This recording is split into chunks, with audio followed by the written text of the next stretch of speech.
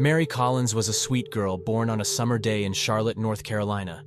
According to those closest to her, whether it be family like her loving Aunt Cara Williams, or educators such as elementary school director Carolyn Hoare, Mary possessed a gentle, light, and kind soul that could warm even the coldest of hearts with her tender embrace. While afflicted at birth with the rare genetic disorder DeGeorge syndrome caused by a missing fragment on chromosome 22, she never let her challenges diminish her bright and cheerful spirit. Despite the potential issues related to speech, behavior, and heart complications associated with her condition, Mary found joy through her passion for art and music, often strumming melodies on her guitar to spread happiness. While not as widely known as Down syndrome, DeGeorge syndrome remains the second most common genetic disorder, although Mary never saw herself as limited and brought delight to all with her charming presence. Though her time was brief, Mary Collins's gracious nature left an indelible mark and lasting smile on all who had the blessing of knowing her compassionate soul. Mary faced many adversities early in life due to being born with a cleft palate. This caused severe impediments to her speech, which made social interactions difficult. She was incredibly shy, speaking only to those closest to her. In addition to these speech issues, Mary had poor eyesight requiring thick glasses. Her studies were an ongoing struggle, and performing daily tasks felt nearly impossible. Simply navigating her own neighborhood streets proved too challenging as she easily lost her way. Driving was out of the question, and her trusting nature left her vulnerable to manipulation. Despite facing barriers beyond her years, Mary refused to be defined by her limitations. With determination, she strived for independence instead of relying on family.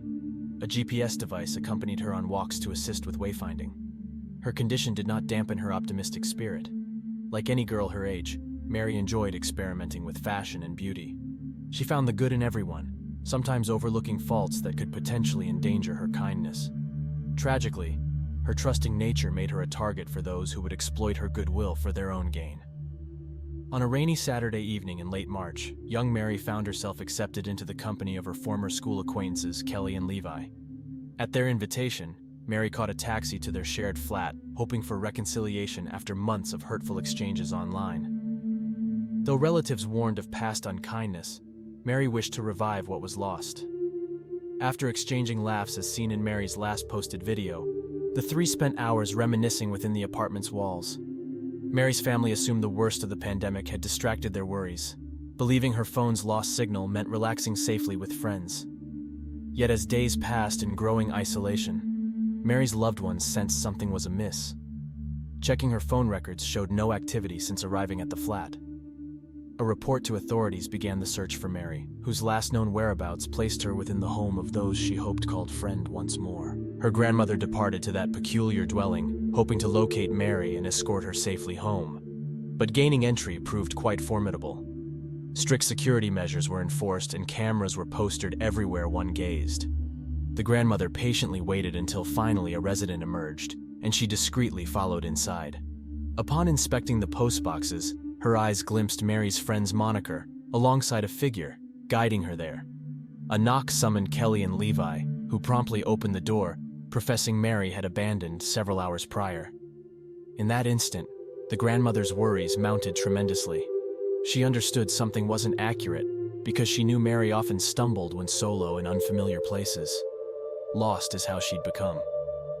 The grandmother speculated they must have quarreled like so many times beforehand.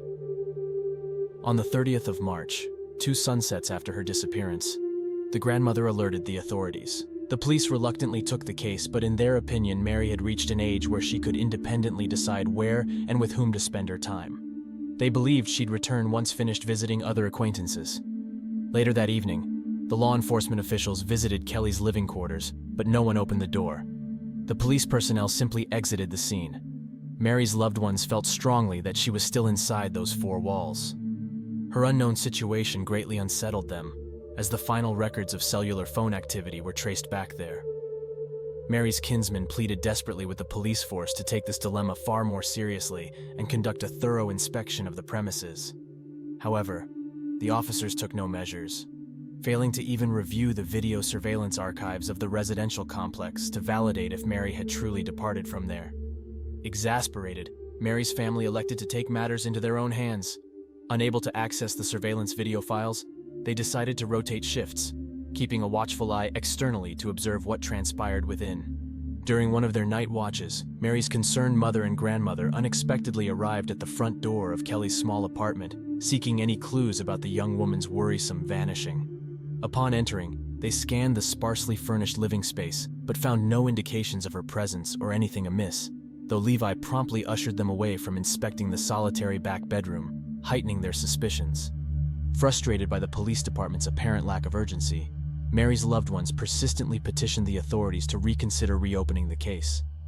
At the same time, Kelly and Levi had submitted a statement accusing her relatives of stalking and tormenting them, claiming the unwarranted intrusions left them feeling unsafe and on edge. The shocking allegations only solidified Mary's family's belief that the pair were hiding crucial details. Repeatedly, her mother petitioned the detectives to review the security footage of the apartment complex's cameras, hoping it would verify her last known whereabouts.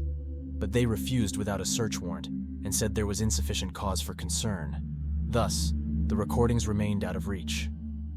The grandmother informed the investigators that Levi had prevented her from entering the farthest room, implying they were likely concealing something inside. Nevertheless, the police dismissed her theory. In their determination to find answers, Mary's loved ones continued closely monitoring her so-called friends' activities. They met the guards, and they heard about the girl's disappearance, sympathized with their problem, and allowed the grandmother to watch the CCTV footage. But it turned out that the footage had already been erased because so much time had passed. If the police had promptly sought records, as requested by Mary's family after her disappearance, they could still be accessed, enabling them to determine whether Mary left the house. Unfortunately, this crucial opportunity to search for the girl was missed due to the police's lackadaisical approach to the case.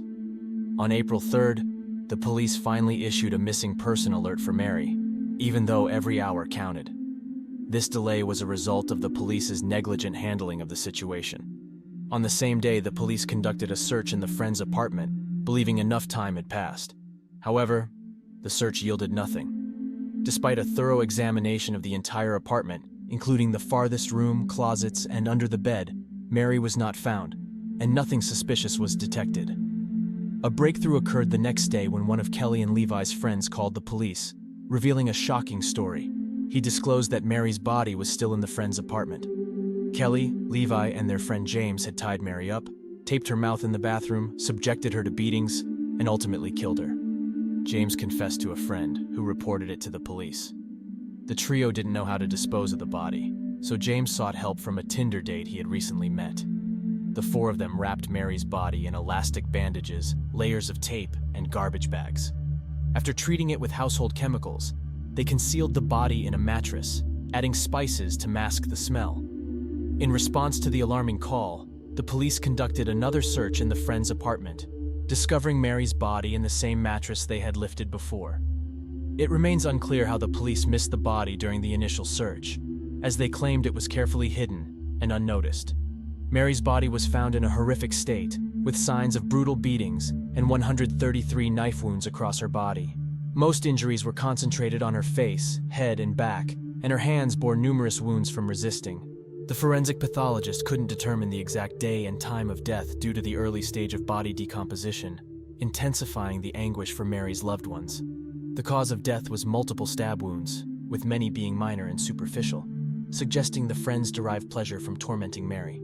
Levi posted a disturbing tweet on April 4th, 2020, the day Mary's body was found, featuring a cartoon chick with a knife. It appeared to be a perverse expression of pride in their actions. The trio of friends VJ Levi, James, and Kelly VJ was arrested. Investigators discovered documents and Mary's bank card concealed among papers in their apartment. Numerous messages sent by Kelly and Levi to Mary since December 19th, 2019, were also uncovered. Mary thought that being mocked for her illness was normal behavior. Kelly continued harassing the deceased woman, claiming the insults were jokes. However, Kelly's criminal record showed a history of violent behavior. James had been in and out of jail for years on drug and theft charges. He'd served brief stints behind bars, but kept reoffending. Levi, meanwhile, had no criminal past at all. The friends faced life imprisonment for kidnapping and murdering Mary. The accomplice, who helped conceal the body, fled across state lines. Located in Colorado, she was detained on charges of complicity. Her attorney argued she only assisted under threat from Kelly. As the ringleader, Kelly issued orders that all had to obey. Released on bail, the accomplice awaits trial unlike the imprisoned trio. Repeated delays from pandemic restrictions prolonged the legal proceedings. While James and Levi pleaded not guilty, the cases against them continue. Kelly admitted culpability and received a 32-year sentence. Thank you for following my channel. Remember to like and comment this video.